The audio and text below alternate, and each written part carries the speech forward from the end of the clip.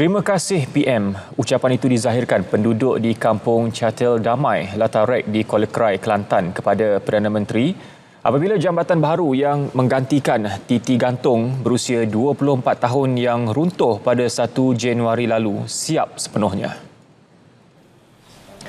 Penduduk menganggap ia sebuah hadiah yang sangat bermakna, lebih-lebih lagi menjelang Hari Raya Aidilfitri. Tak ada dalam mimpi kata nak boleh getak, boleh ngelalu kereta ni. Duduk sini tu puluh-puluh tahun dah tu duduk dengan getak gantung tu ya. Siapa kau rutuh getak gantung tak boleh nak baiki. Duduk di Datuk Anwar Ibrahim ni lah. Bolehlah getak ni untuk naik kereta kawan anak cucu nak kelik raya ni. Mujurlah dia siap ahli sini pada raya, boleh pakailah hari raya ni. Terima kasihlah kepada Perdana Menteri kita.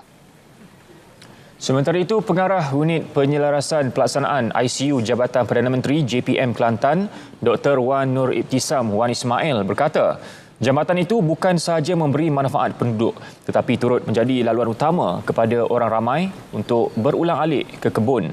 Jambatan Keluli dengan anggaran kos RM200,000 itu dibina dengan ukuran 36 meter panjang dan 3 meter lebar, mampu menampung kenderaan berat sehingga 5 tan. Kontraktor pun telah memberikan kerjasama sepenuhnya dan juga agensi kerajaan yang lain supaya projek ini dapat disiapkan dalam masa yang ditetapkan dan boleh memberikan faedah kepada rakyat untuk digunakan sebaik mungkin.